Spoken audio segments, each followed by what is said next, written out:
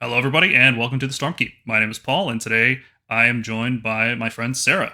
We played a game together for our local store league, and we thought we'd do a battle report about it because it showed off a lot of interesting tactical stuff. Hey everyone, I'm Sarah. I was playing Skaven against Paul for the league at our local store, and it was a fun game, but a short game, so we'll run you through it as best we can. Well, I suppose we should start by talking about our store league, the setup for it, and how it differs from a lot of other events that people are doing. So the store league that they're running around here is basically a GT in the sense that there's 5 games and then you determine a winner after those games. But you know the battle plans ahead of time for each, and it's done over a period of what do we have, like 15 weeks total, right? Yes, it's 3 weeks per round, so 5 times. So yeah, 15 weeks. Lasts about like 3 months. Yeah, and we know ahead of time what all the battle plans are going to be, but we don't know the other players' lists, and all the pairings are done randomly. Through I think it's Swiss pairings, right, where the winners seeds play against other winners, and then the bottom seeds play against other seeds, something like that. Anyway, Yeah, winners. so it's random based off win path, pretty much. Okay, that's a better, more concise way of saying it. I'm not really good at using words. So we knew ahead of time this would be Geomantic Pulse. We had no idea we would be playing each other. There's a lot of other people. I think there's like 15 people that would have been at this point. There's 30-ish total in the league, so there was a lot of variety. It could have been a whole bunch of different number of lists. So our lists were not tailored to playing against each other, but they were tailored to the battle plan, at least as much as you can tailor in this league, right? It depends on what models you own and what you want to play, and so on and so on. Mm-hmm. And okay, so yeah, let's talk about Geomantic Pulse. So this is, I think, the first battle plan in the book. You open up the book, and this is the first one, and I really like it. I've played it a few times now, especially preparing for last week's round. I played a lot of matches on this one, and at first I thought I wouldn't like it because for most of the game, like 3 out of the 5 rounds, there's only 0 or 2 objectives active, and I thought that would be pretty distasteful. But it's actually turned out to be one of my favorite maps this season. I really, really like it. Yeah, The I think it's quite interesting. Yeah, the main gimmick here is that there's a pulse that happens at the top of round 2, chosen by the player going second. They can either choose A or B to be the pulse, and then it moves either from A to B or from B to A, 1 node each round.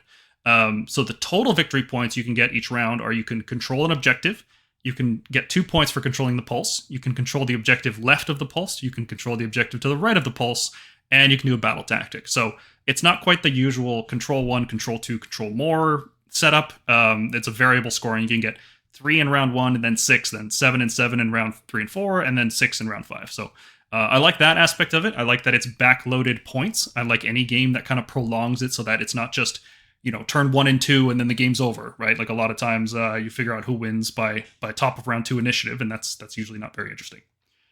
Yeah, exactly. And I think it was a little daunting to get through all the rules for the first time, but once you get how the scoring works and what it is per round, it's a lot easier to get through. I really like this one in particular because I like playing a slower, more tactical, methodical chess-like game where you're kind of, poking, prodding, trying to find weaknesses, trying to find angles. And this battle plan plays into that perfectly because there's almost nothing to do on round 1. All you have to do is score a battle tactic and be on 1 objective, and there's 4. So like, because you and your opponent don't want to overextend onto one side of the board in case the pulse is on the other side. What happens is round 1 is usually very calm, and both players just sort of feel each other out, don't commit resources, they just position and posture for round 2. And Yeah, that's a kind of gameplay you haven't really gotten a lot of in the past few seasons. It's been pretty rare. Most of the time, it's like objectives are so important. You have to max score every single round, and you have to overextend. And this is just chill. That first round, especially in this game that we played, almost nothing happens, right? Like I think. Well, I don't want to spoil what yeah, happened, but not much. yeah. It was very very slow until it suddenly wasn't. But I on one hand, for my army at least, I don't like that there's no home objectives.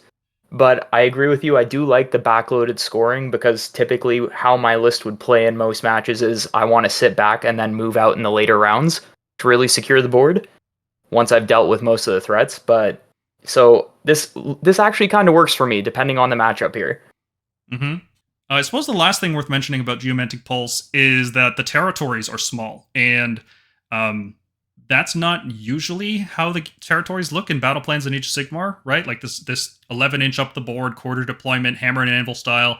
That's not typical until this season, right? And this season, this is becoming more and more common. But until this recent GHB, this deployment setup was rare. But on when you have this kind of 22-inch gap between player territories, that means it's a lot easier to deploy units out of unbinding range, deploy units out of like 30-inch threat ranges, which is very common in this game, especially with a lot of spells being, you teleport 9 inches away and then you have like some 18-inch cast, right? So 30 inches is like a magic number in this game. And having a 22-inch deployment between really makes it easier to stay out of that stuff. But then for battle tactics too, right? Scoring intimidate the invaders and surround and destroy is very easy on this battle plan. Especially because on this battle plan you want to be near the edge in round 2. So setting up round 1 for a round 2 surround and destroy is very, very easy to do, especially compared to other battle plans that you have to do so much more effort. This is a lot easier. There are some where you just look at it and go, well, this is a surround and destroy is a lost cause. Yeah. And I feel like the battle tactics were not really the deciding factor between our armies, given that Stormcast and Skaven are probably the worst battle tactics in the game, right? Our two armies are just terrible at them. Yep. So that battle scroll can't come fast enough. Soon. Warhammer community did just post that the 40k one is coming out on Thursday, I think, the 7th. Oh, okay. So I wonder if that means they'll release the AOS one at the same time or maybe delay it to next week. It's usually the week after. Yeah. So if you're watching this video when it comes out, then maybe you just have to wait a week and hopefully there's some new battle tactics or point changes or who knows. Something good is probably going to happen. Because they can't let our army sit at 40% win rate, just can't do it. I don't know. They've done worse. They might be okay with it. I'd like them to fix it, but we'll keep our fingers crossed. Yeah. Okay, so let's talk about the list. Let's talk about yours first. Why you built it the way you did.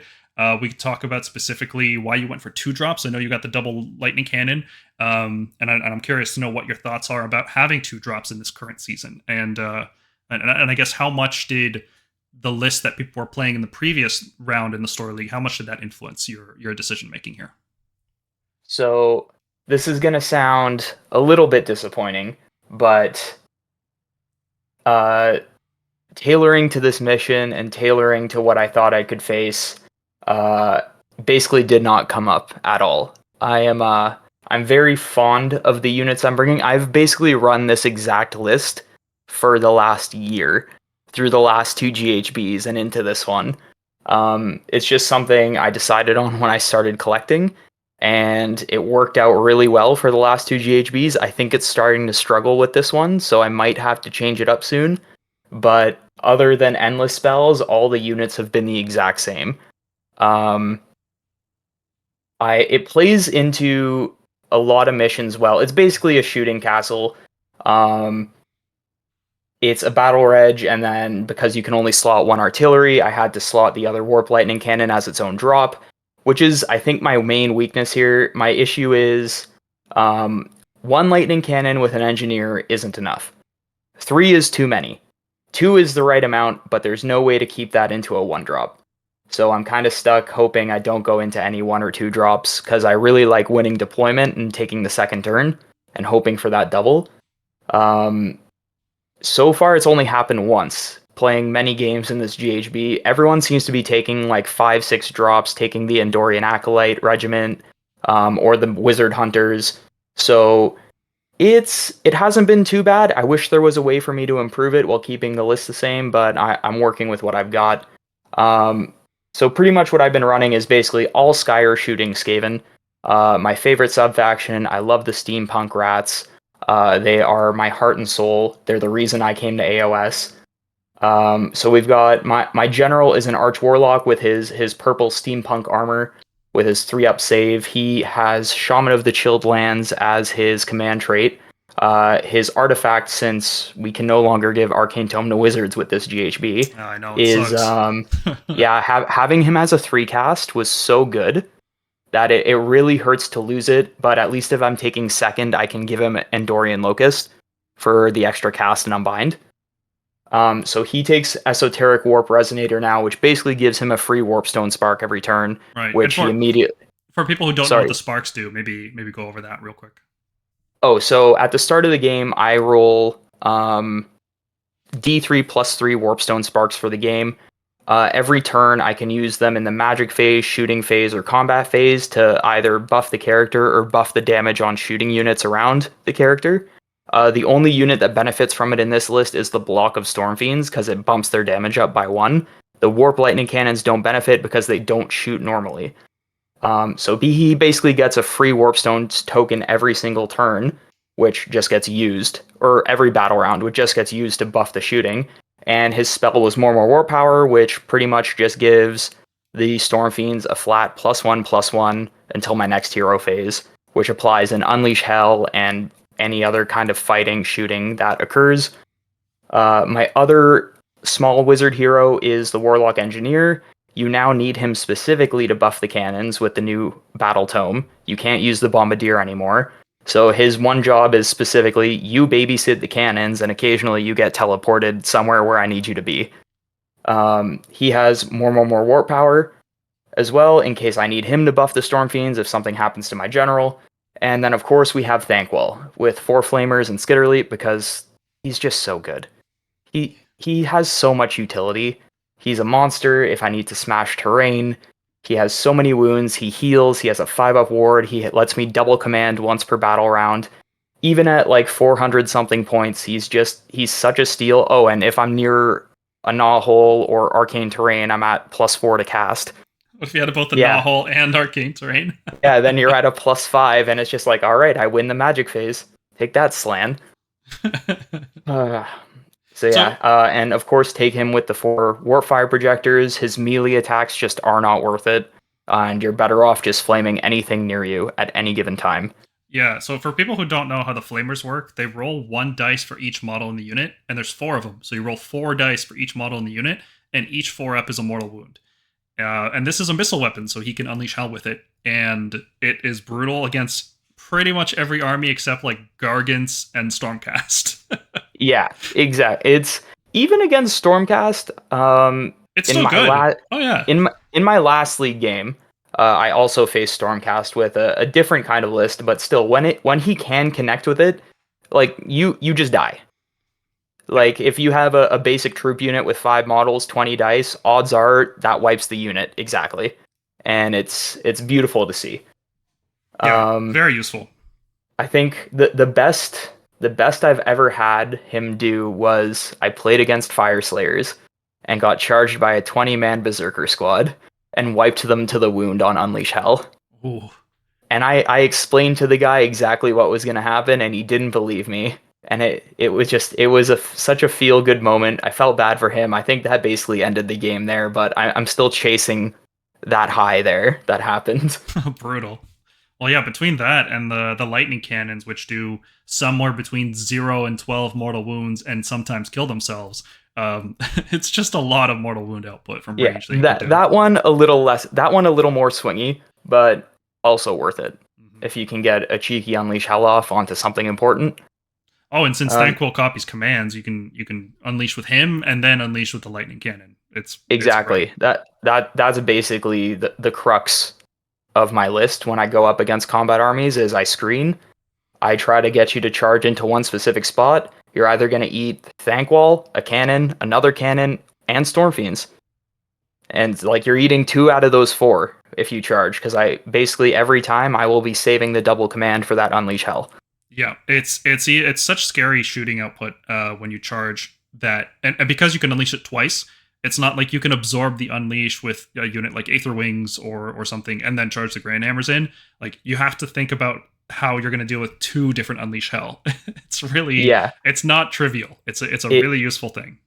Yeah, it adds another dimension, which it makes my defensive capabilities a lot better. So as much as he takes up a lot of valuable points in the list, he is very much key to getting a lot of stuff happening. Sweet. Well, And then as far as our line units go, we got 3 standard units of 20 clan rats. Got a champion bellringer for the extra move, standard bearer for I don't actually remember what he does. I want to say it has something to do with bravery, but I is that don't think it's ever come up. is that the one that revives models in the battle shock phase? No, that's just a regular. That's just a rule on their war scroll. Oh, okay. I think it's called Seething Swarm. And then 6 Storm Fiends as my big shooting block. Always take 2 machine guns, 2 wind launchers for that 24-inch, no line of sight needed shooting with high rend. And then 2 melee guys of your choice for flavor because their job is just take wounds. You die first. What is your purpose? To die. Yeah, literally.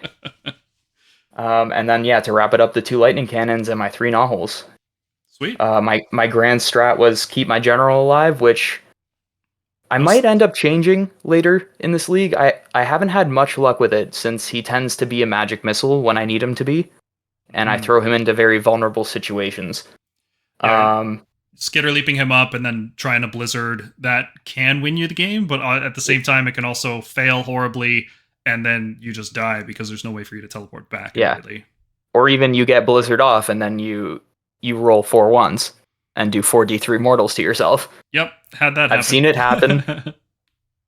And yeah, I was 1990 points. My triumph was indomitable for auto passing a battle shock, usually on clan rats, and I was 2 drops, and that's my whole list. Sweet. Well, before we move on, let me ask you about the loadout you picked for the Arch Warlock in particular. So you went with Shaman of the Chilled Lands. That's the new command trait that teaches you all the spells from the lore of Primal Frost. Why did you pick that over any of the other command traits available? Because there's Master of Magic, there's different Skaven command traits, I assume. Why would you pick Shaman over all of those?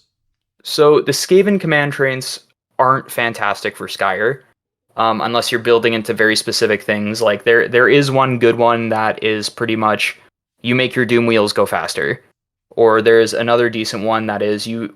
Skaven can have hidden weapon teams in their clan rat units, but unlike Gloomspite Gits, who just have better rules than us, where they hide fanatics in their units, and if you wipe the unit, the fanatics pop out. Our weapon teams just die with the unit if you wipe the clan rats.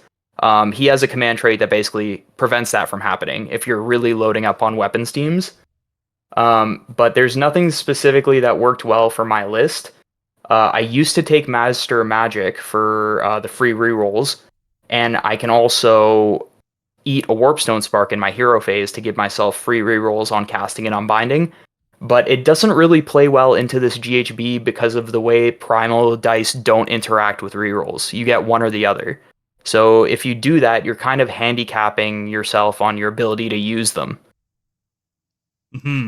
Yeah, that was going to be my next question. You took the Esoteric Warp Resonator, which gives you a Warpstone Spark every round. But because you're going to get D3 plus 3, that's minimum 4, usually 5.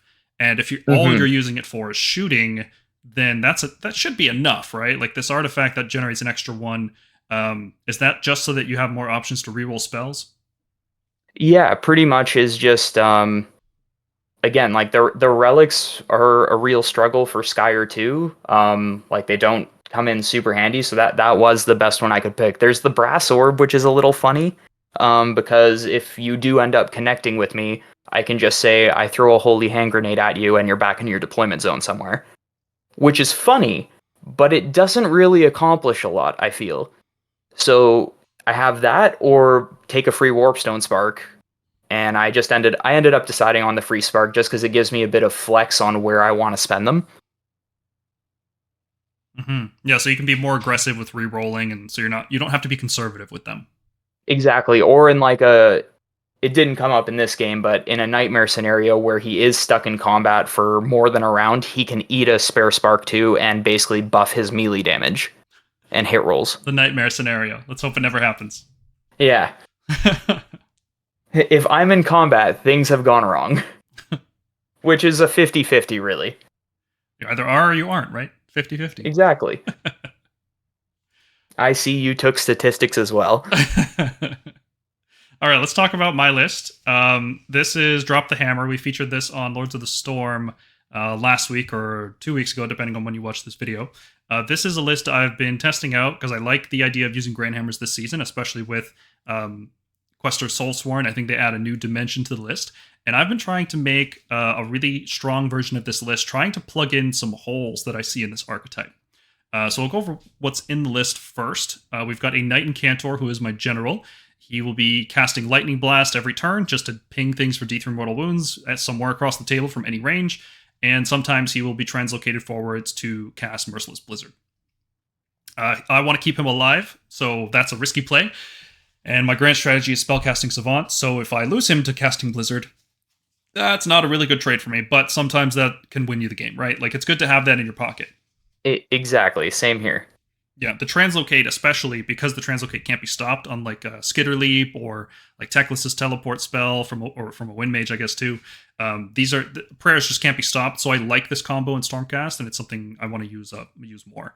Even though I don't have High Priest, so I can't re-roll the Translocation if it rolls a 1 or 2, it's still just a nice thing to have. I'm trying to get away from relying too much on Translocation, because every time I need it to work, like if I declare a battle tactic that needs High Priest Translocate to work, it always fails. That's the one roll that always fails, you know? So trying to get away from that, trying to be less reliant on it. Mm-hmm. Rounding out my Acolytes Battalion, I've got a Lord Imperatant with an Arcane Tome. Obviously, you need the Lord Imperatant to make this whole Grand Hammer combo work. He's the unit that allows you to drop more than 7 inches away. And the free command every turn is nice. I will say it's nice. It's not crucial, like you can play without it, but it's nice to have. Probably not worth 160 points, but hey, maybe the Battle Scroll will fix that. Yeah, he's the one that came with that dog token, right? Yes. Oh, I love that. Okay, we're gonna talk about that. In my Wizard Finders of Antor Battalion, because I thought, look, I've got a lot of units. I've got a lot of units, so I'm just going to take Wizard Finders. I'm going to see how it does, because in our league, we've got a bunch of Soul Blight. We're running a bunch of Wizards. We've got Croclus. We've got lots of Dracolines. I think every Stormcast player in the league is using Dracolines right now. So you did this. You and James did this. Yeah, I'll take credit. That's fine. And now I'm countering so that's my gambit here. As I'm going to create the meta, and then I'm going to counter the meta. There you go. So I went Wizard Finders to get +1 attack on the Grand Hammers, bumping them up to 4 attacks. That's a total increase of 9 max damage on 3s and 2s. We're in 2, which is really nice. And on the Quester Soulsworn, it increases their max damage from 38 to 50. A big old whopping 5-0 on 3s and 3s, Rend 1. So that's a nice increase. I really like having that. I like the fact that it doesn't require buffing them in the hero phase or anything. So if you just drop them into play and charge them in onto a wizard, you immediately get this bonus. So I've been looking forward to using that. And unfortunately, you didn't really give me any wizards to fight. But we'll talk about that. I don't want to spoil anything. Yeah, exactly. Then I had a whole bunch of leftover units, and Stormcast have access to a 1-drop battalion called the Redemption Brotherhood. I stuck them all in there. I could just have more drops, and that's usually what I would do. But I feel like this archetype in particular needs to get under these greedy Lord Croclus who will try to just fish for a double if they can. Anytime they get a double turn, the game's over, because this list can't survive multiple turns of taking D3 mortal wounds from Croak in the face. So it can survive 1 turn probably, but not 2. So making sure Croak never has a double turn is a priority. And there's like 3 or 4 Seraphon players in the league, and there was a good chance I was going to be matched against one. So took that extra Redemption Brotherhood, reduced my drops down. Yep, I think there's only one Starborn player. I don't think the Coalesce guys are running him, but I did face Starborn on this exact battle plan at a local RTT. And yeah, the Croak double really, I've never faced it before, and it definitely hurt. I'm starting to see why people don't like it. Yep. Hopefully they do something about it. We'll see. So filling out the rest of my units to pair with the Grand Hammers and the Questers, because they can drop anywhere on the table and then get a pretty reliable 7-inch charge, especially with a reroll. I felt like how I needed to complement that was with a unit of Long Strikes. Using Thunderbolt Volley, they can clear out a screen in the hero phase, which gives me room to drop units into play in the movement phase, which is very, very useful. They're also just a very long-range threat. So when you have the Long Strikes and Lightning Blast just shooting every turn, it's like the opponent has to come to you. But you're so far away that if they start coming towards you, you just drop speed bumps in the way. Like you're dropping Grand Hammers, or dropping Questers, dropping Tempesters. All these things drop in, and the time it takes you to clear those out, Long Strikes and Lightning Blast and the Dracolines are just hitting you every single turn. I think Long Strikes are fantastic. And I gotta say, as someone who also wants to shoot you back, they're one of your few units that really stress me out. Oh yeah. Between them and the Tempesters, the ability for you to just shoot my stuff, and I can't really do much about it because either you have 30-inch range or you just teleport near me. It's a rough one. Yes, with very careful play, long strikes will just dismantle a Skaven army over 4 turns. Probably Hmm. even over 2 or 3 turns, honestly. Just this turn, there's a lightning cannon gone. This turn, there's a lightning cannon gone. Next turn, there's a hero gone. If I just translocate up, Exactly. the nerf to the new version of Lookout Sir is definitely impacting their viability this season. But I've just found there's always something useful for them to shoot. And in this style in particular, long range coupled with shooting in the hero phase is just too important to pass up. Like this style needs to clear space in the hero phase, and we Hmm. can't really do it reliably with spells, so it's got to come through other means. The Tempesters are in there because I want to be able to score Draconeth Destruction at some point in the game. It's a battle tactic that's pretty important for Stormcast to score. They're also just a really good tanky unit that's also battle line, which can score Let Into the Maelstrom at some point too. So a lot of this list is their like standard Grand Hammer type list, but it's tailored for this season. It's tailored for this battle plan, and yeah, let's jump into deployment. So here's the table. We were using the Florida Terrain Pack, which is something you've played with before. This wasn't your first time using. For people who are unfamiliar, how it works is we assign tokens to all the terrain. So instead of rolling for mystical terrain, it's like, oh, here's a bunch of, damned and deadly terrain that's not going to really impact the game at all. What this terrain pack does is it says, well, the defender gets to just place the tokens, and then the attacker gets to pick which side of the table they want. So the terrain was set up ahead of time. You won the roll off, I believe, and you chose to be the defender. So what this allowed you to do was to put a number of tokens down. And what you chose to do, as you can see here, you put arcane in the middle across from each other, and then an impassable piece in the middle. So I like what you did there with the impassable piece because that means going from left to right across the battlefield becomes very difficult, and especially for both Hmm. of our armies where once we're committed, once we're out of range of that skitter leap or the translocation, like we can't rapidly redeploy. So if you can take a commanding position on the pulse, you should be able to leverage that into a Yeah, really strong exactly. advantage. And I do like the terrain pack tokens. I don't have it was only like my second time using them, so I still am not too experienced with them. Most games I don't play terrain rules. So really I just opted, I'm like, I want to make this table as balanced as possible while still having stuff that benefits me on either side. So I basically like arcane dead center because I'm gonna benefit from that either way, and then just inspiring and sinister just to mess with bravery a bit, and then I just wanted to make that bell in the middle very funny. So impassable and deadly seemed like a good move just to really get in the way. Um, and then yeah, once we had sides picked out, it went to just placing my gnaw holes and having a fairly balanced table, which made for a fun game. Yeah, I picked the side that you're seeing on the south here. Obviously, from my perspective, I was taking photos, so that's the side I picked, and you ended up on the north. So I want to take a minute and talk about your gnaw hole placement because when you first put them down, I thought you were making a mistake. And let me finish this thought before you jump in here. I thought you were making a mistake with your gnaw hole placement because how I've always seen people play this battle plan is they will play one gnaw hole in their territory and then one gnaw hole in each side. So that no matter which way the pulse goes, they can just teleport to it, right? And that's Hmm. typical. But the problem, of course, with gnaw holes, especially against Stormcast, is as soon as a unit gets within 3 inches, you can't use it anymore, right? Exactly. And so I think you did, and this became more obvious as we played through the game, is you placed one of your gnaw holes near the pulse, so that you could just teleport to that one if that ended up being the pulse. And then you placed your other two in your territory so you could just jump your lightning cannons and your storm fiends back and forth as needed.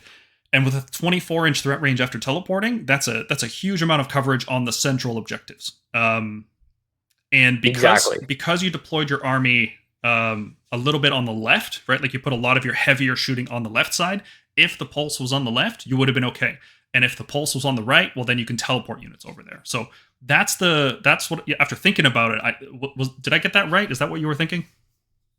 Yeah, so that was pretty much the idea is uh and this is something I'm trying to get better with still. I used to deploy my null holes way too aggressively, and then go for that first turn alpha strike. Wouldn't work out a lot.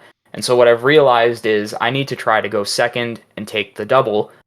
But what I need to do in the meantime is I need to make sure that people can't just run up and turn off my null holes. So I try to always keep them in my half of the board, pretty much. I don't want them anywhere near your deployment zone. And I've been messing with this the last few games, having two on my back line, and like you said, to basically redeploy my shooting wherever I want it. And it has come in super clutch most games. Like the last game I had against Stormcast, basically, I don't think any of his hammers touched any of my shooting hammers the entire game because I just kept switching sides wherever he decided to commit. And when it works out, it's really, really good. When it doesn't work out, you're kind of hemmed to your back wall, but that's where my army is usually stuck anyway for the first few turns. So it is I'm still getting used to it, but I find that's the better play, is to be more conservative with null hole placement. Especially, and like you said, against Stormcast, with all your teleporting, all your fast movers, all your deep strike, you just show up and it's gone in like 2 seconds. So Yeah. I really have to I basically have to account for the fact that versus you, one of them is never gonna come up. Right. And that certainly does explain your thinking on your deployment and your first round. So let's go into that. So I started deploying my Knight Relictor. He's certainly within an inch of the arcane terrain, and based on your null hole deployment, I wanted to make sure that I was very far away from you, because I know that everything that comes out of the null hole has a threat range of 24 inches max, right? Either 24 inches on the lightning cannons or 24 inches on the wind launchers, and I'm very worried about both of those. I would just rather not take any damage. So I put my Knight Relictor nice and safe in the back on arcane terrain. Even though he's not a wizard, he can use heroic willpower to gain an unbind, and then he would have a +1 unbind. So or Yeah, +1 exactly. dispel. So that could come in handy. That was my first drop, and you responded by putting down your lightning cannon on the left side, I believe. Don't recall if it was the left or the right because it's symmetrical, so I don't know how important that is. It was my right side. So yeah, I Okay. basically in the top left corner of the screen there, I dropped that cannon basically perpendicular as far back as I could near the null hole. Right. And being Stormcast, of course, my next drop was in reserve. It was one of the Wizard Finder units. And then you had the rest of your battle regiment.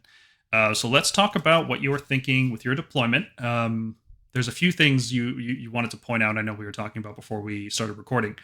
So run me through. What were your thoughts on this? So pretty much I did the same thing with the other cannon, far back as far as possible from your lines, right near the other null hole. Bankwall found a little space between the arcane and the null hole there, just to give him that sweet +5 that didn't really mean much for the first turn, but it's nice to have. Storm Fiends I placed within 6 of the other null hole with both of my characters, the Engineer and the Arch Warlock, so they both get their +1 to cast. And then I deployed 2 units of Clan Rats, basically one on the left side, one on the right side, and one long line, at least 3 inches. I think they were about 3.5 inches up from the front of their base to the next unit back, just to really avoid your pile-ins. And what's the unit? The Evocator's Lightning, if you decided to YOLO with your Evocats. Yeah, for people who aren't familiar, Evocators, after attacking, get to pick any enemy unit within 3 inches and just hit them with a lightning blast. And in this league, there's a lot of people using 6 Evocators. I'm only using 3, but it still hurts, and you'd rather not take that damage if you can avoid it. Yeah, especially into like really valuable units. Like once my Storm Fiends start dropping, the odds they come back are near 0, unless I get a really lucky rally, which hasn't happened yet. But yeah, so actually, so I basically tried to screen out my front line and my sides. I did make one mistake here that will come up in the first turn.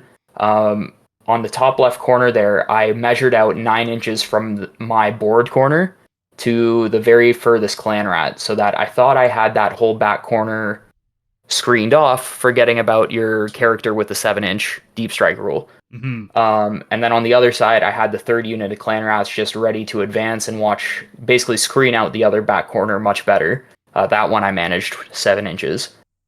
Something new I did try this game on the advice of one of our mutual friends was I get very tired of my lightning cannons getting picked off by long strikes. So the usual way I would deploy is I would have two cannons together with the engineer and then storm fiends somewhere in the middle on that arcane terrain. But he brought up a very good point that if I want to dodge your long strikes plinking me, I can just put both cannons through the gnaw hole in the middle, skitter leap the warlock engineer between them, and then I have my castle set up out of nowhere to Hmm. retaliate against you. So I did try that. Um, didn't really come up just because of the way we're going to see how you deployed. But it is interesting, and I think I'm going to give it another shot in my future games. Okay. Just because it's a nice little tricky way to throw people off their guard. Right. Now, I think the best way to approach dealing with long strikes is to just accept that I am going to shoot something and probably kill one of your cannons, but to try to position so that you punish me for it. So like if I drop in and kill the lightning cannon, you will have a unit that can teleport to that gnaw hole and shoot them back.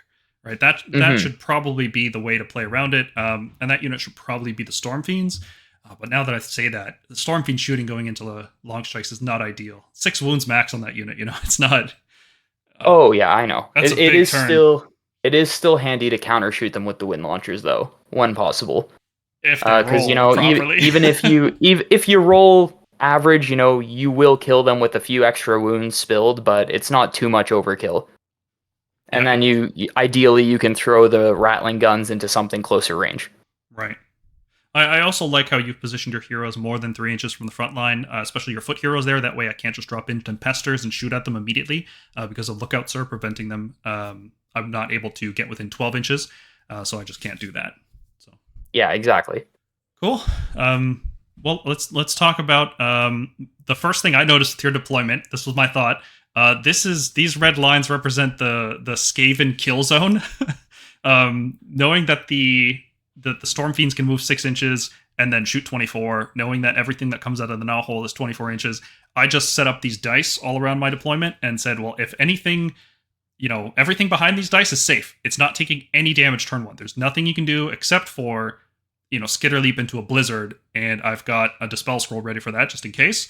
So it should be the case that if I stay behind this black line here of dice, I should be okay. Exactly. It's not a big area. It's all you got. Right, right. And I squeezed this to the max. Let's see what my deployment looked like. I put some liberators on the front line there so that I could try to screen out a teleport into a blizzard. Because that spell's only 12-inch range. If I have my units more than 3 inches off the front line, you can't teleport and then blizzard them. I was able to do that with my long strikes. I wasn't able to do it on the right side with my Dracolines, but I figure a blizzard. I've still got that dispel scroll. It's not like the biggest threat in the world, so I could probably do something there. Can't have it all with deployment, unfortunately. Hmm. Yeah, as you mentioned, you left not enough room for a 7-inch drop in the top right, but you did leave enough room for a 7-inch drop in the top left. Yep. And that wasn't like that was 100% a mistake on my part. It's something I easily could have fixed just by shifting some rats over, but it completely escaped my mind during deployment. Right, and because this is a more competitive game because it's a store league, there's an element of competition involved. I didn't notice the mistake honestly until it came to it, and I already finished deploying. But since it is a competitive game, it's not the kind of thing I would have mentioned. Mistakes got to be. You got to eat your Yeah, of mistakes in a course. competitive game. So, Yeah. um, yeah. What else What else can I mention off this deployment? I made sure to deploy my long strikes within 30 inches of one of the front units of clan rats, keeping them more than 30 inches out of that kill zone, but within 30 inches so that I could use Thunderbolt Volley and start killing rats anytime. In particular, you'll notice there's that seam where one unit starts and the other unit ends, based off the movement trays. So there was a possibility to shoot at two different units there. Is that right? Yeah. No. Never mind. Never mind. The gray base is on the right side. That's where the unit started. Okay, Yeah, I'll just. right down the middle. The gray bases on Yep. the arcane terrain, and everything to the right is one unit, and then everything to the left is the other unit. Mm-hmm. So I made sure to keep all my wizards out of 30 inches. I knew that I couldn't stop your casting unless I wanted to use my Dispel Scroll, and it's not really worth on round 1 on this battle plan because this is not about round 1. This is not even about the 1-2 double. This is about the round 2, round 3, right? That's what defines this battle plan. So I could let you get a Mystic Shield off. I wasn't too worried about it. I didn't need to aggressively deploy forwards. If you forced me to go first, I could score Magical Dominance here, have a very easy first turn, pick off some Clan Rats, position, block your Gnaw. Like, I was really expecting you to make me go first. Just in case I positioned so that if you went first, I would take no damage, and then I was prepared to go first. So I think I was covered either way with this deployment. Originally, I was going to make you take first, because like I said, my list thrives on the double, and especially it's kind of a glass hammer. It can't really survive a double against high damage armies like all your Grand Hammers. But then after we had both deployed, we realized my mistake in the corner, and I was kind of very stressed about 3 Grand Hammers coming in and charging one of my cannons and probably piling into, depending on their charge, more rats or maybe even a character nearby. Yeah, it definitely could have been possible. Well, it was a bit of a gamble. Like, if I commit the Grand Hammers into that corner, that's where they are for the rest of the game. And you could probably unleash hell with the cannon as they're charging in, and that could just kill them all. They're only 9 wounds, right? So yeah, that's killed a lot of them. So it was a calculated risk, I suppose. With the way I deployed, with my engineer was not within 3 inches of the cannon, so best I could have done was 6 mortals. Okay. So you would have connected no matter what if you made the charge. Right, and the charge mortal wounds, maybe they swing high and they just kill it before that happens, especially with the landing impact mortal wounds too. Yeah. Okay, so it's a fair decision. You were also out of range from Magical Dominance, so this worked. Either one of us could have gone first and had a good traverse turn. So you did choose to go first, after all. And here we took a photo at the end of your turn. It was not very eventful because I deployed everything out of your kill zone. All you ended up doing was casting a few spells. I believe you got Mystic Shield off on the Storm Fiends. You got more and more Warp Power. You were actually curious if you should even bother casting more and more Warp Power because it does D3 mortal wounds to you at the start of your next turn. So why did you end up casting it? I think we had a discussion about this during the game. So at first I wasn't going to, and yeah, so same thing for me here. Going into turn 1, I went for Magical Dominance because you were completely out of Unbind range. And I have +1 to +5 to cast on any of my characters, so it's a pretty easy tactic to get. I think all of my spells went off. I got a Mystic Shield off on the Storm Fiends, just in case you decided to translocate your long strikes and shoot straight into them, because the mortals chew through them so easy. And wanted to protect myself from the other damage. And then, I wasn't going to do more and more Warp Power, but then I was concerned that since I had gone first, if you got the double and tried to connect with me hard with all your hammers, that I would be able to unleash hell with the +1/+1. Because it is quite devastating when you're ignoring the negative modifiers on Unleash with all that shooting. And the +1 to wound, too. So wounding on 2s on everything is a huge difference. Yeah, and you do take D3 mortal wounds, but it's not like that's even going to kill half a Storm Fiend at worst, right? Because you just put the wounds on one of the melee guys who has 7 wounds, and it's not even exactly. a problem. At the start of the game, I thought, it's a risk worth taking. I'll take a few wounds off my guys, but just to be prepared if you decide to be aggressive was a much smarter choice. It was certainly something that I considered during my turn later, when I was like, oh, I don't know if I want to charge into them. Even if I get the double, +1/+1 Storm Fiends really hurt. And it wasn't even the right time to be aggressive, but it took the option away, certainly. It made it less appealing.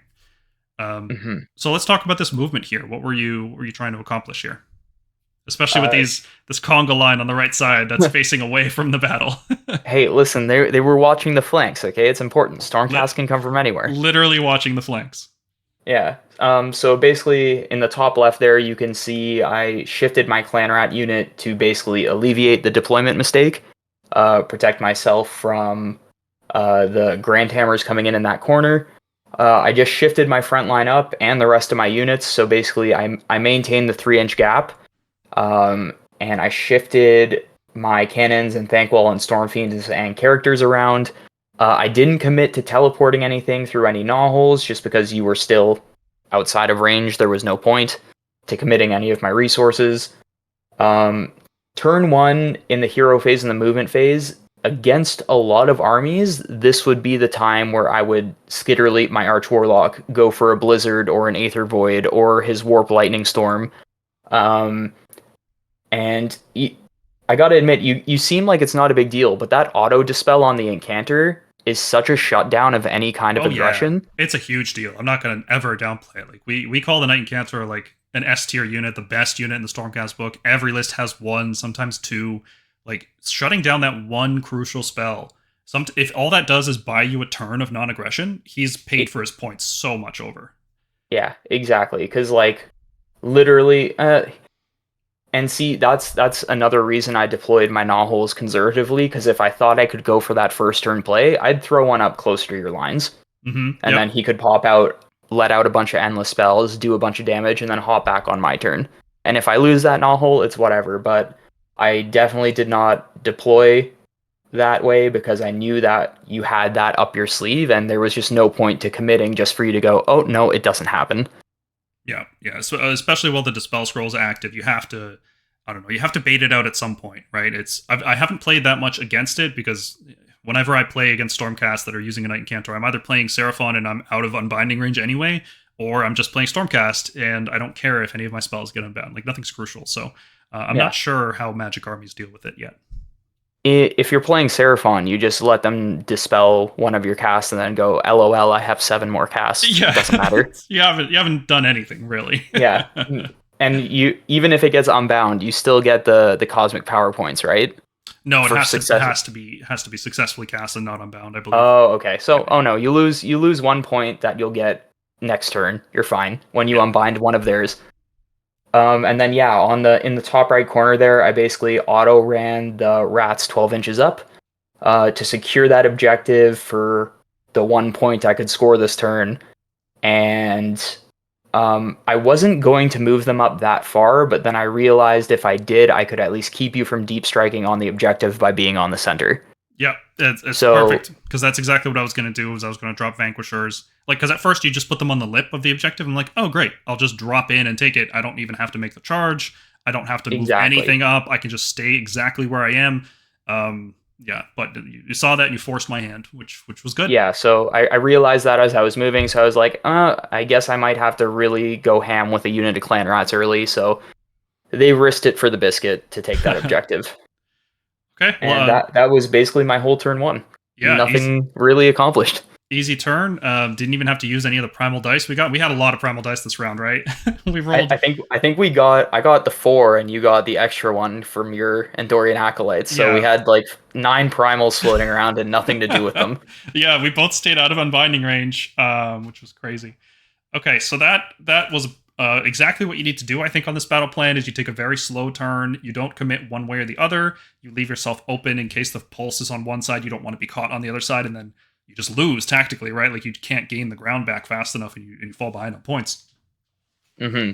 And you left yourself pretty well guarded. There was no obvious point where I wanted to be aggressive here. Like, yeah, maybe I could teleport my long strikes forward and shoot the cannon, but then your storm fiends teleport forwards and shoot my long strikes. And is that trade worth it to me? Like, in terms of points, no. I'd lose 230. You'd lose, what are they, 150, I think?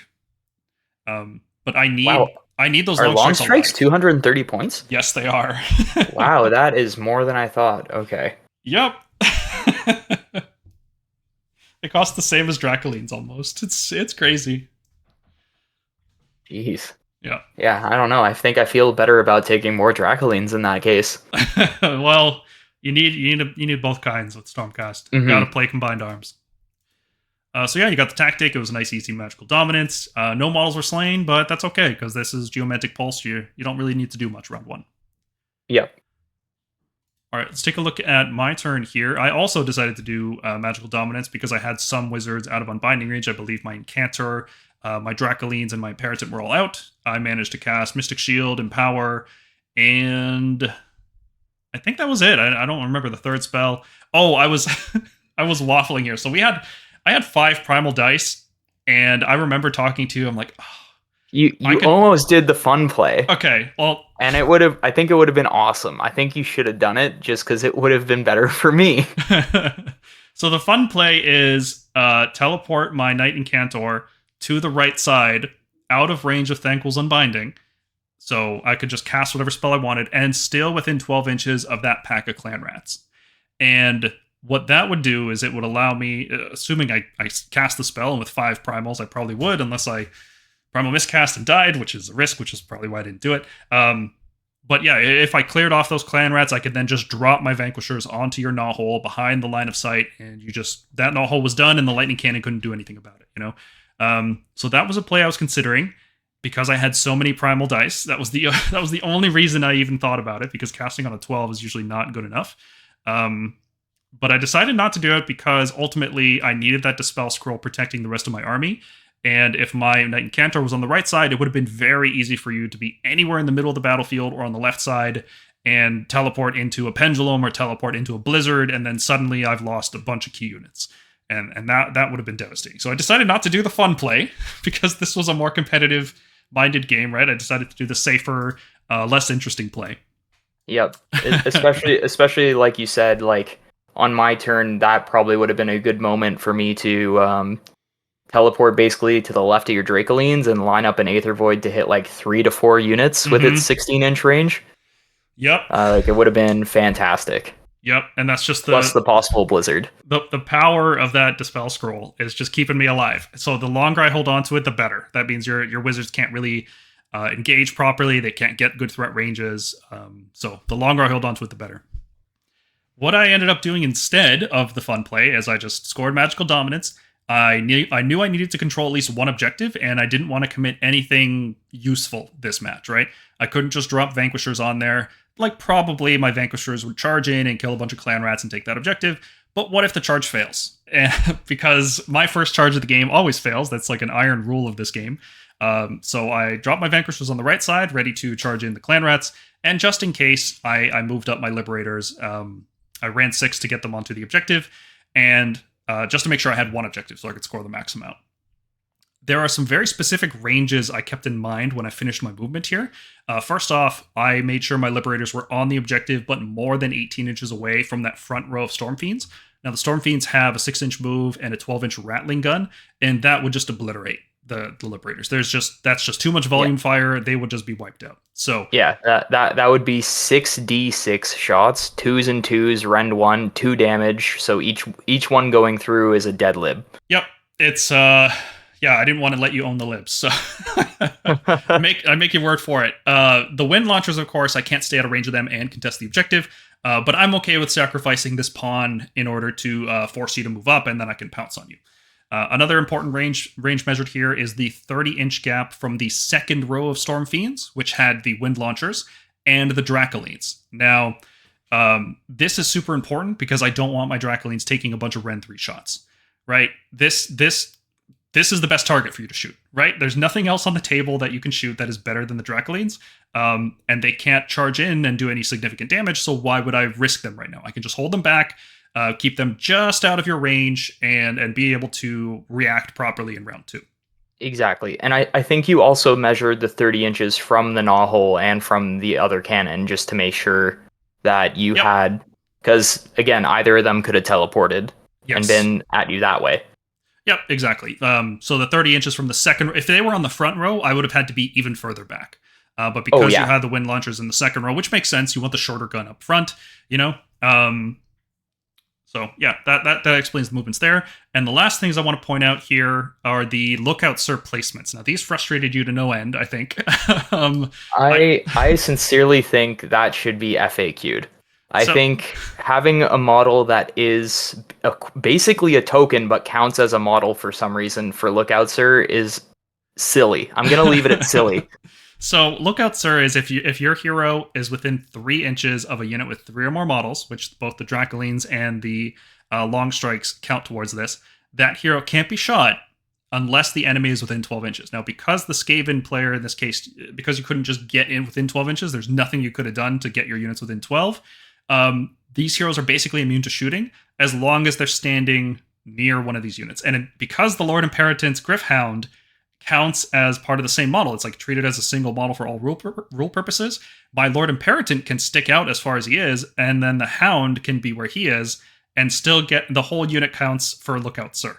And if you're looking at this, especially if you're looking at it from your perspective, Sarah, there's just no way this makes sense. Like, how are the long strikes in the back bodyguarding a dog, and that's stopping the hero from being shot? Like, this rule needs to change. It's just not intuitive at all. And yeah, actually, I did want to chime in on that, because what you were saying earlier about lookouts are really messing with long strikes for sniping characters. I feel the exact same way about my Storm Fiends. They're basically their number one use case the last two, or before Lookout Sir got introduced this year, was like first turn or second turn. No matter what, one of your foot characters is dying to a wind launcher. Like, if you are not hugging your back lines like you were in this game, I would just target you, not needing line of sight. Go ahead, hide behind terrain, and I would kill your buffing wizard or your priest or whatever character you needed to buff up your hammers. And I really don't like the Lookout Sir change. Or I don't like the rule in general. I think it makes foot characters too strong. It certainly makes them too safe and too durable throughout the whole game, right? If it was like on the first turn 12 inches, next turn 18 inches, then, whatever, I think that would be okay. Like, at some point you can just shoot them freely. Maybe it call it like the fog of war or something. But it's just, or like as the battle goes on, you can clearly see who is leading. Yeah, some kind of change needs to happen, because as it is now, it's not an intuitive rule. Like, you can see in this photo, this doesn't make sense why it's working the way it is. And it's also just making some heroes too difficult to kill, I should say. Mm-hmm. And like I've been on the receiving end of it too. Like in previous GHBs, having my engineer sniped out by shooting or like Seraphon abilities, and it's like, yeah, that makes sense. I have to deploy him safely out of line of sight or away from terrain or whatever the rule is, to keep him alive and in the game. But now it's just kind of like, nope, I just plop him near my Storm Fiends, and he will never die. Mm-hmm. Yep. Hopefully that'll change soon. Mm-hmm. So other things to mention, I dropped Vanquishers on the right side. The reason I dropped them on the right side and not in the middle, there's two main reasons. First off, if you wanted to shoot them with the lightning cannon, you'd be forced to teleport the lightning cannon over, which would allow me to then next turn get my long strikes in range to shoot it freely without taking any kind of risk in doing so. But I'm also setting up for Surround and Destroy on turn 2. My Aether Wings are not in this photo. They're off to the left side. They are setting up for Surround and Destroy as well. They're going to run up the left flank and provide +1 hit to whatever, if the pulse is there, great. If not, they can get into the middle of the board pretty easily. I was hoping the Vanquishers would charge in, kill a bunch of clan rats, pile in towards the gnaw hole and disable it. But that didn't work. All plans have to be adaptable, And my long strikes, they didn't really do much this turn. I just translocated them so that they could shoot at the clan rats on the right side. I had considered shooting the clan rats on the gnaw hole. I opted to shoot the ones in front of Thanquol instead. And that turned out to be a good idea going into round 2, and we can yeah, and that. Yeah, if you had shot the clan rats off to the side, I would have just pulled from the front anyway, kind of ruining your plan there. Exactly. So it definitely didn't make sense. And then I would just literally, with all the CP from turn 1, Inspiring Presence, D3 comeback, like, it's how much are you really accomplishing by shooting that unit? Not much at all. Whereas if I start shooting at the screens in front of your castle, well, that starts giving me more options for my drop playstyle that I'm trying to do here. All right, so let's talk about round 2. You won the dice roll, and you opted not to give me a double turn and to go first. So I guess we can talk about that first. Why did you decide to go first, given the board state and this? Because this gave me control of choosing where the objective went, right? Where the pulse activated. So what was your thought process? My thought process really was just that with how much damage your long strikes had done to that screen in front of Thanquol, I thought for sure if you had the double, I was about to see like 3 Grand Hammers and 4 Tempesters go straight into him, no problem. And I think if I had let you drop your Grand Hammers there, I think their mortal wounds probably could have hit like 4 different units, like Thanquol and the cannon and both units of clan rats around there. So I think that would have been problematic for me. And and I didn't really like the idea that you would be able to get so much into basically my main caster, which is, maybe I should have pulled the clan rats differently, but you did kill literally half the unit, so it was a tough choice to make. And honestly, I didn't really care too much about you deciding on the pulse. Because again, I have my Nahul set up. I think I was in a good position for you to pick either one. Hmm. Yeah, because if I had picked the right one here, you would have just teleported units onto it, and you would have been fine. Because my Vanquishers failed the charge. Again, that failed Vanquisher charge really swung the tempo of the game in a lot of ways. A lot of decision making came down as a result of that failed charge. Yeah, like if you had picked that side, I would have shifted back. I would have held that objective. I would have shifted my screens over to that side of the field. Thankwall on a cannon would have moved up. Stormfiends would have probably teleported into my back corner there, kill some Vanquishers, and that would have been a really nicely castled up turn to leave your Liberators and Dracoleans sitting on the other side of the board. Mm-hmm. So those are all good reasons to take the first turn. Let's talk through the turn, and then we can see if it was the right decision. Because obviously, when you take the turn, you're giving me the chance to double you in round 2 to 3, right? Like you're taking that risk. What you're usually going to do with a position like this is say, I'm going to do so much damage to you that even if you take a double going into the next round, I'll still be okay. Like that's usually the posture you need to take when you make a decision like that. Mm-hmm. Talk me through your second round. How did it go? So the second round was really just a lot more of the first round, where it was how can I maximize my scoring before this all goes up in smoke, with a lot of hammers still sitting in deep strike waiting to hit me. So I basically, opposite of what we just said, you made it the left side of the board for holding the objective. So I basically shifted my cannons around through the knotholes. Thankwall walked his 10 inches over, stayed near the arcane terrain for a measly +4 to cast. Going how into unfortunate. Your turn. Yeah, I know. What a loser. Shifted my screens around. One unit moved up and tagged the pulse. One unit, you only had 4 liberators, I think, touching the objective, so I just moved 5 rats onto it with my other unit. Even though I was pretty sure I was going to wipe the liberators, didn't happen. Well, let's talk about why exactly that happened, how that went down. So from what I remember, and this was a game we played a week ago, so who knows what I remember, you shot at it with a cannon. You rolled like a 5, right? So I didn't overcharge any cannons, because that would be really stupid going into Liberators of all things, especially when they're sitting with a nice little 6-up ward that could spike. So I just did the possible 6 mortal wounds. I think I rolled like a 5 first and then a 6. Like it was not good. I think I managed to kill like 1 with both cannons, and then I shot my Stormfiends and I managed to kill another one because, like you said, you were on your plus. How did you get the +3 save? It was Mystic Shield, All Out Defense, and they just get +1 because they're Liberators. Oh, okay. So they're a 4-up with +1 all the time. Oh, right. They're a 4-up base, and then they get +1 from the shields. Yeah. Right. So how I remember this shooting going is you shot either the cannon. It was the cannon first, and that didn't roll very well. So you're like, okay, I guess I have to dedicate the wind launchers into them. At least you didn't say this, but I'm thinking this is what's happening. And because I have +3 save, the wind launchers like basically bounced off, right? And you killed 1 Liberator and you wounded 1. And then I still had my 4 models on the objective, and that you wanted to get rid of at least one of them so you could just walk some rats onto it, right? And then you decide, okay, I have to commit the second cannon now. And to be fair, I did spike a bit on 6-up wards. So it forced you to dedicate the second cannon, which then was able to kill off another one. Mm-hmm. Which to be fair, the cannon didn't really have much else to shoot.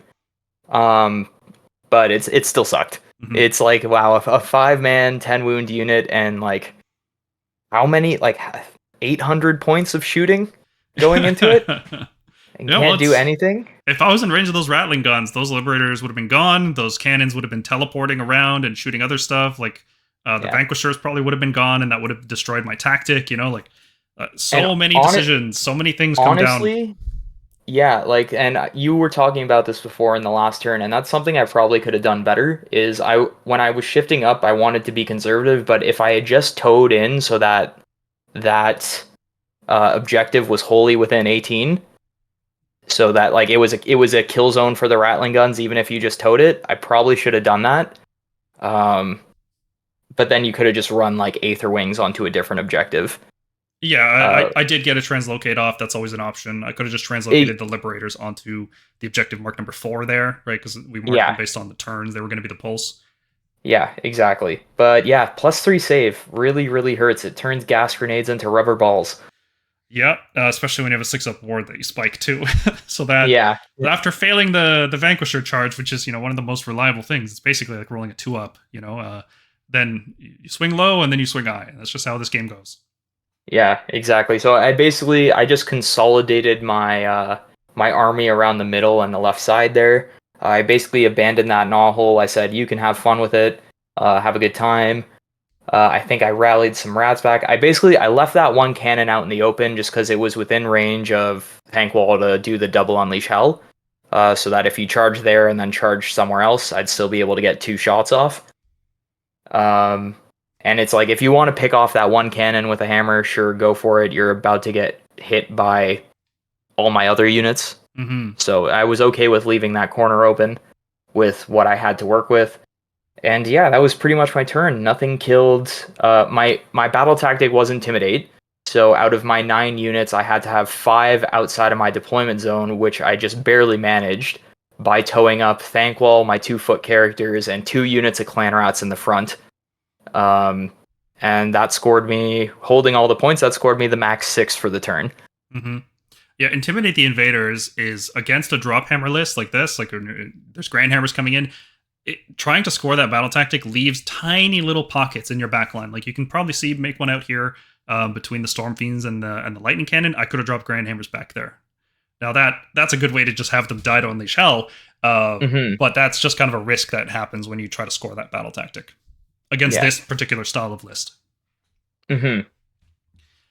Yeah, you took a very passive turn, which isn't the worst thing to do, especially when you're coming up against a potential double turn here, right? Because you have to assume I'm going to get 2 turns in a row, right? That's the thinking you have to do. Is like, okay, well, how do I mitigate that damage? And it looks like you even put your heroes up in front of your Storm Fiends, like to just show how much you want to keep those Storm Fiends alive. You're willing to screen with your general because the Storm Fiends are what's going to win this game for you. Yeah, it wasn't so much as that, it was the battle tactic, because as we've discussed, as a Skaven player, I don't have a lot I can do, so I gotta get the ones that I can. Okay, so Like, it was just forcing you into that situation. pretty much, I was basically stuck in basically that kind of play. I much would have preferred the Arch Warlock to be right between those Storm Fiends and the Gnaw Hole, very nicely protected.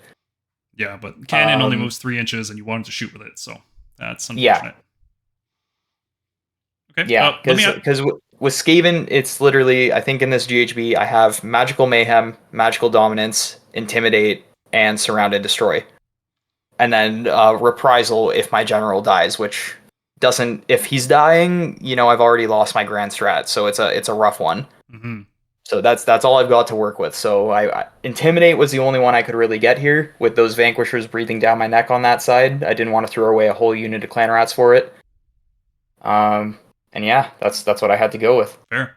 So let me ask you about your lightning cannon, because one of these lightning cannons could have teleported to the right gnaw hole and blasted the Vanquishers. Out of curiosity, why didn't you do that play? Because it wouldn't have done anything. Because if I'm teleporting a cannon over there, I would then need to first skitterleap my engineer over there, which you would then be able to.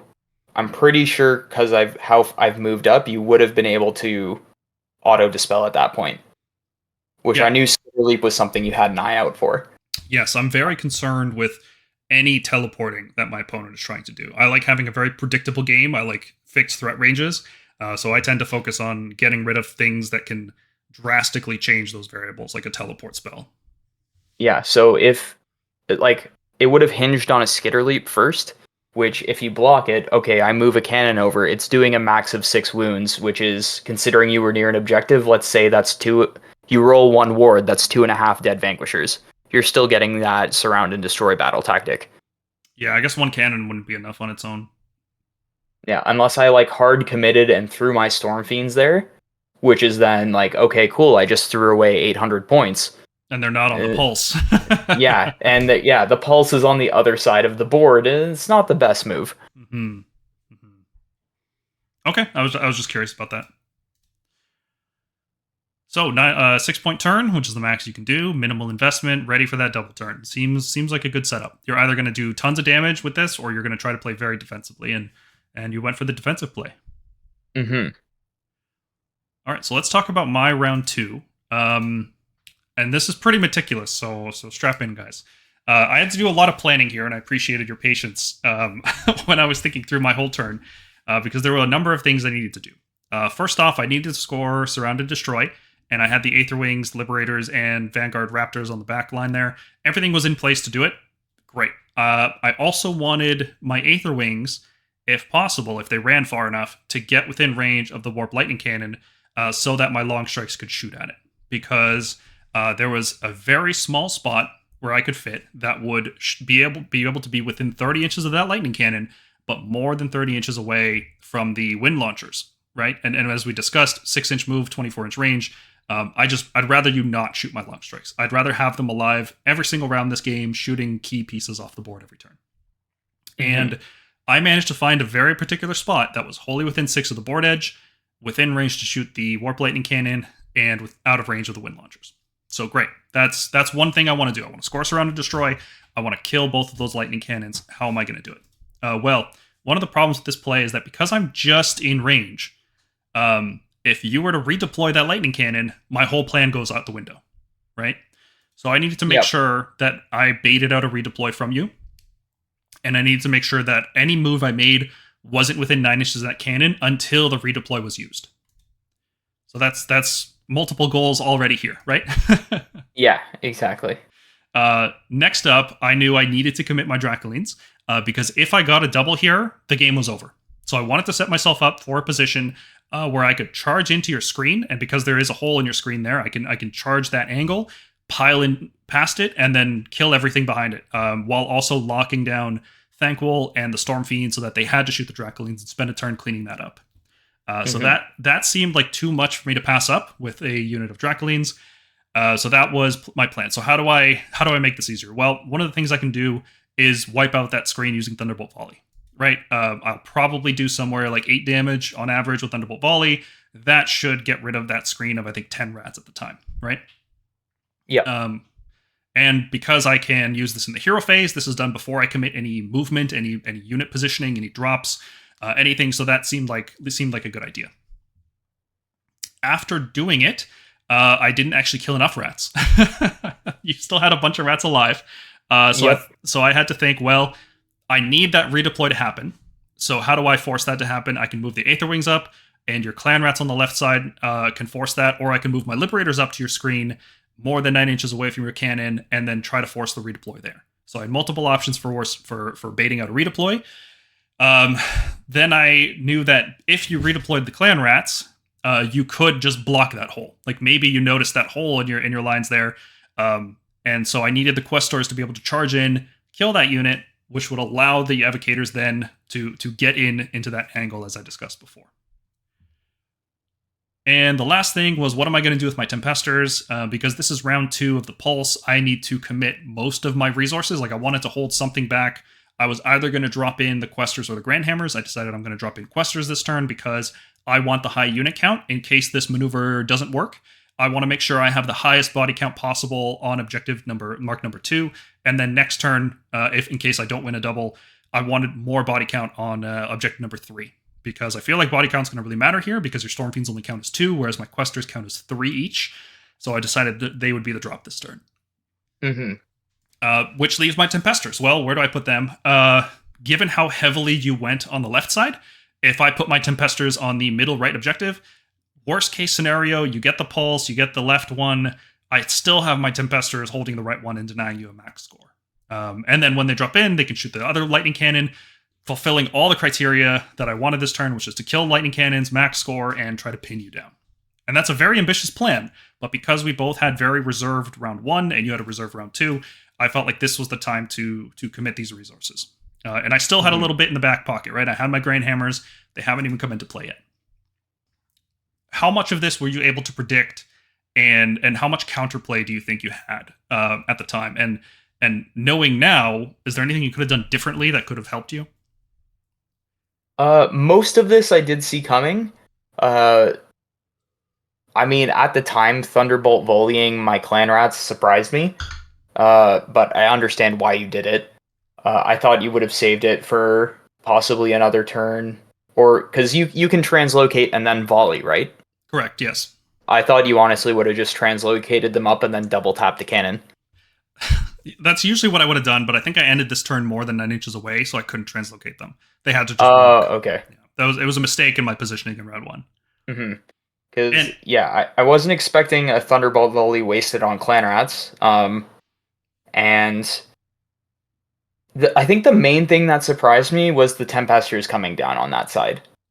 Okay. I think I expected you just to deploy all on the left there and just drop all your hammers in my face and make your 7 or 9 inch charges. Because the Tempesters, you don't really care about them making the charge. You just want them to shoot and clear up anything that's in front. Yeah, my initial plan with them was to drop them on the left side and then kind of just do like a scouring path across the battlefield. But then there was that damn impassable terrain that you put down in the middle, and I realized that plan wouldn't work. See, there's a thought process there. It wasn't just for the kicks. Yep. So let's see how all of this turned out. Did I make all of these goals? Well, I did manage to roll high enough run on my Aether Wings. They got within 12 inches of the Lightning Cannon. I was able to move my Long Strikes over and destroy it. I baited out the redeploy on the Clan Rats with the Liberators, I believe, and you filled the gap, which was good. You also moved more models onto the Pulse, which forced me to drop my Questers on that side. I would have preferred to drop my Questers more towards the objective mark number 3, because that would have been the Pulse next turn, and I'm trying to get as many models on it as possible, right? Yeah, that was so I did know the hole was there.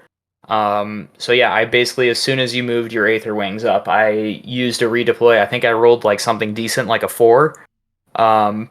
And yeah, I closed that hole, and I also stole back that objective because I realized I had only put 2 or 3 guys on it, and you moved 3 Aether Wings on it, so I needed at least 4. Yep. And yeah, I was just hoping, maybe he'll whiff his charges. Maybe he'll do really poorly on shooting. No such luck. Your Thunderbolt volley and your shooting phase with your long strikes went well. Cannon blew up. Actually, surprisingly, the other cannon survived your Tempesters. Yeah. Well, that's because I got greedy and I split my shots. I put 2 into Thanquol and 2 into the cannon. I thought 2 Tempesters would kill a cannon. I've learned my lesson. Minimum 3 every time. It has to die, right? Yep. Every turn it's not dead, it's doing 6 mortal wounds back to me. People always I don't think this was your thought process, but the amount of people who throw like pot shots at the cannon and then don't realize like, no, it's 4-up save base. Like if I AOD, odds are you're not doing anything. Like you have the mortals with the Tempesters that I think did most of your wounds. But against like most shooting is like, no, I can shrug it off, and then if I don't overcharge, I can make sure that cannon stays in the game. Yeah, it was a low roll as well. I remember picking up the dice. There was so many ones on the hits and 2s on the wounds. It was crazy.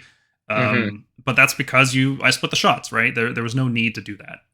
I did fail to charge on the Tempesters, which is fine. I wasn't relying on it. That wasn't part of my plan. That wasn't huge. It was...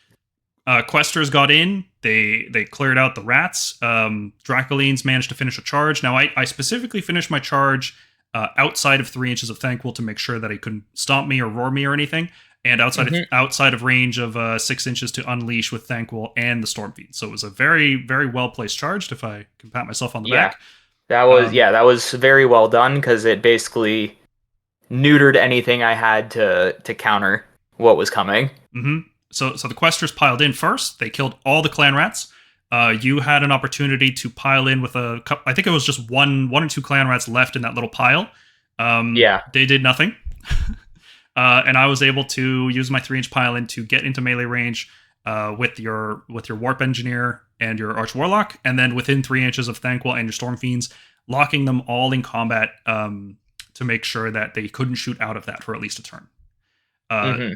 And then once you finally cleaned up the Dracolines, I would have Tempesters, Grand Ambers, and Questers ready. Long Strike still in the back, shooting you every turn. So this was a bit of a gamble, making sure I made two. There was a 7-inch charge on the Questers and a 6-inch rerollable charge on the Dracolines. But after failing a 7-inch charge, I felt like, okay, can't fail 2, right? Hey, you never know. 6-inch rerollable; those are quite difficult to make. From what I've heard. I want to talk about how the Dracoline combat went for me. I did get Mystic Shield off. I didn't get Empower off this turn because Thanquol's +4 Unbind is ridiculous. But yep. I was able to cast Mystic Shield using a whole bunch of primals, like all the primals I had that turn. And that Mystic Shield really paid off because when Thanquol went in to punch me and when the Storm Fiends went in to punch me and all the heroes, they did like 0 damage. I think he did 2 damage total throughout all of it. Oh yeah, because like again, they're not terrible, but they're by no means good in combat. Like I think Thanquol is Rend 1 on all his attacks, and the Storm Fiends are Rend 0 with their clubbing blows. So it's nothing too impressive. Yeah. And then yeah, clan rats are clan rats. If 3 clan rats did a wound, they'd get a gold medal. Well, between all the defense and Mystic Shield, I was able to keep them on a 3+ save even through Rend 1, and that helped this pinning maneuver work. What didn't work was how their damage rolled. Yeah, you did the exact same thing you did with the Tempesters, and you got greedy. Well, I had to split them in this case, right? Because of their positioning, there were certain things I had to hit. So one of the riders had to hit the clan rats or the arch warlock, right? So I thought, okay, I'll put the mount attacks into the clan rats, and I'll put the riders into other way around. Rider into the heroes because he had a grand staff, and mounts into the armored guy. Whiffed completely. Clan rats, 2 clan rats survived, or 1 even. It was so bad. I figured the 2 damage. You did 0 damage to the clan rats. Yep, they revived everything. They revived D3 models, which could have stolen the objective from me, especially if you piled Thanquol on, right? Between Thanquol and reviving D3 rats, it was possible that you just took this objective back, and that's why I have this Quester here on the left labeled as MVP. Because him counting as 3 models, just touching that objective, allowed me to maintain it, even if you revived 3 models there. Yeah, exactly. That. Yeah, he did end up coming very clutch in this game. So some Evocators just swung low. They left both heroes with 1 wound left. Yep. They didn't kill any clan rats. It was very, very poor roll. And then I had to choose, well, what do I hit with my lightning blast? And I could have killed the engineer, I could have killed the clan rats just to make sure they didn't revive on top of it.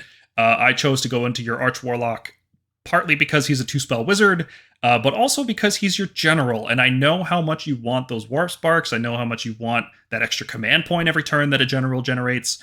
I know all these things are important. It did open me up to a reprisal, and that's why I don't like killing people's generals with this kind of maneuver generally, because I don't want people to get a free reprisal off it. But it was there, so I thought, okay, let's just finish him off. Yeah, and honestly, I think my biggest mistake here was when I had after your evocators activated, I had the opportunity to run my engineer away using a Skaven ability, and I didn't do it. Yeah, you just wanted to hit me instead, right? I don't play a lot of melee Skaven, so I forget that the rule exists, but I think it's called Scurry Away. When you activate to fight in combat, you can choose to instead make a fallback move. So I could have just ran him 6 inches right out of combat back towards the knot-hole. Yeah. But honestly, it completely slipped my mind, and that probably would have saved his life. Yeah, especially after what happened next. So overall, my turn was pretty successful. I made all the goals I wanted. I had a contingency plan to cover up my possible failings. I felt like even if I didn't win the double turn here, which I never assume I do, if you won the next turn, your turn would be very difficult. You'd have to clear out the Dracolines. You'd have to get onto the Pulse. You'd have to get onto 2 objectives, which were covered with Questers and Tempesters and Aetherwings. Like, it's just lousy with Stormcast. So I thought this was a pretty successful turn overall. Yeah, I'd say so. I think you did everything you needed to do and more. Hmm.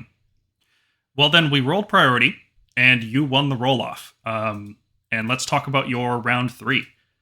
So, what So, were you thinking going into this round? so round 3 was an interesting one. Um, Thankfully won the roll off, so didn't get doubled, which would have just been game off the bat.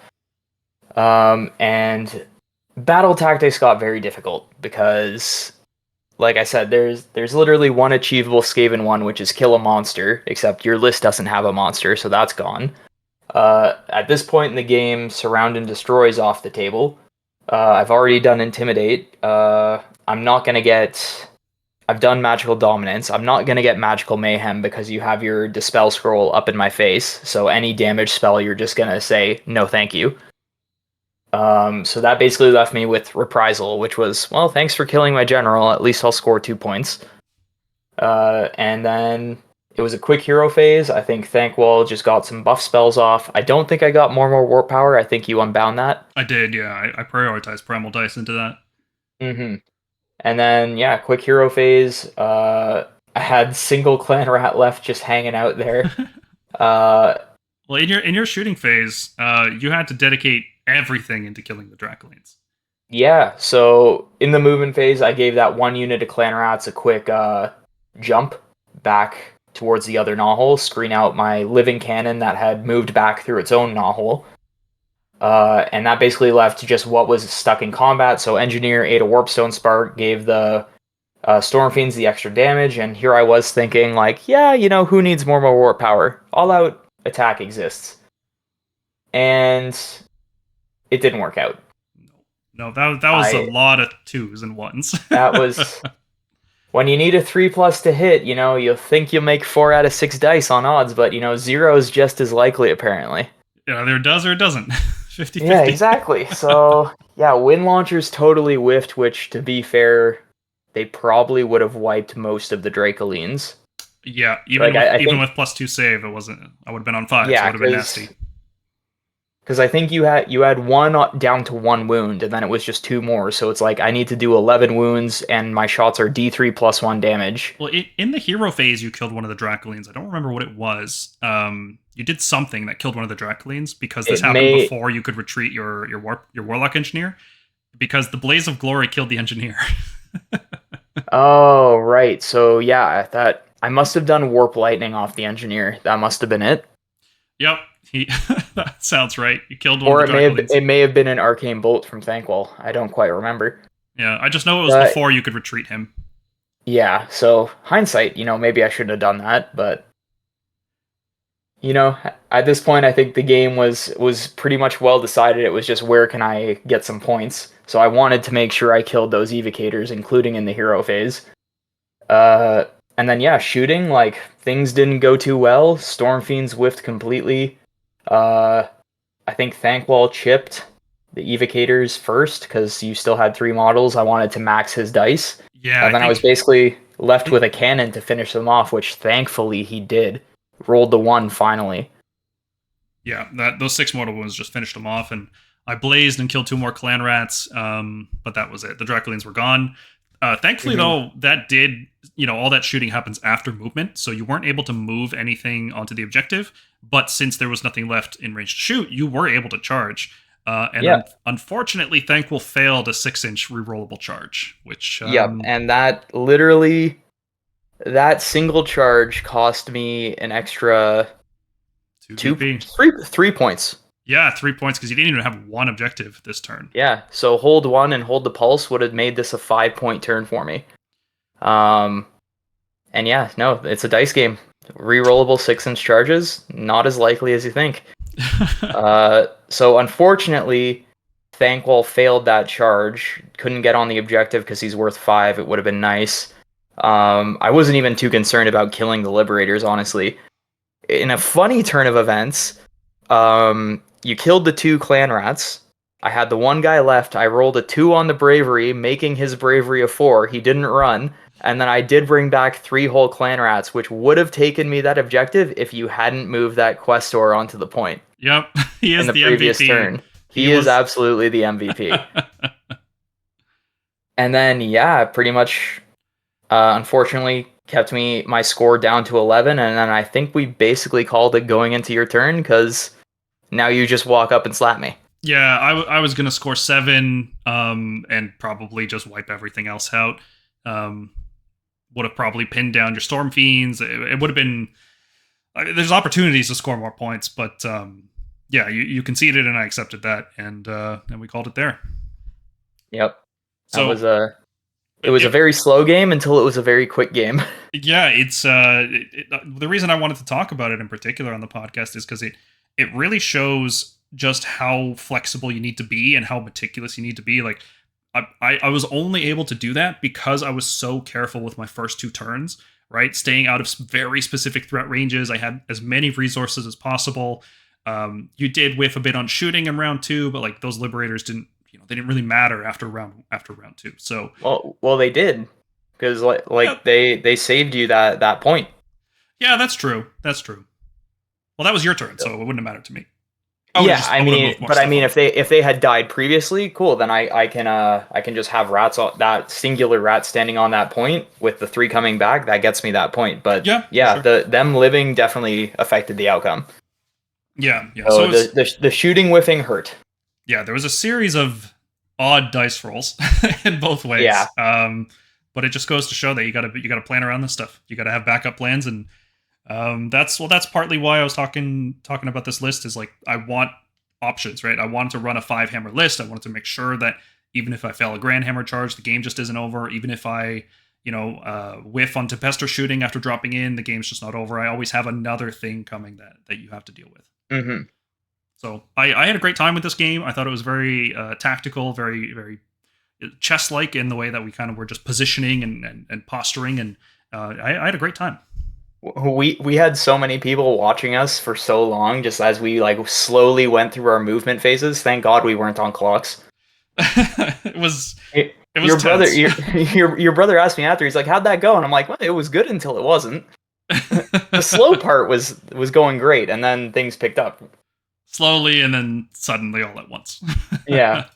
So it is. I do like the battle plan. I find I did have much better luck with it in another matchup because it was the same kind of deal. I faced Starborn Seraphon, and they dismantled my army over a few turns, but he also just refused to move up. So he was castled, so I just let like 2 units of Clan Rats hold all the points. I scored max points until turn 4, and then he tabled me and he came back. So yeah, if you don't have the kind of range power projection and mobility, not even speed, but mobility that Stormcast have, playing a castle is a lot more difficult. Like when people were playing Lumineth all the time with these Sentinel castles, like they had a fatal flaw in that they just didn't control objectives very well. Like that's definitely one of the reasons Sentinel castles aren't very good this season, because I mean, how would they play this battle plan? This would be brutal for them. Yeah, it'd just be terrible. Yeah, and I think this battle plan is a good thinking game, and I think playing against Stormcast is always a good thinking game for me, just because I don't want to say Stormcast like counter Skaven, but just your ability, unlike 90% of armies in the game, to just sit outside my threat ranges until you want to be in my face is super annoying for me. Yeah, just it's outside, such a good skill. Yeah, and because long strikes shoot 30 and cannons move 3 and shoot 24, there's a 3-inch buffer zone that you can just never get to, and long strikes will just pick off lightning cannons one at a time. Exactly. Yeah, it is.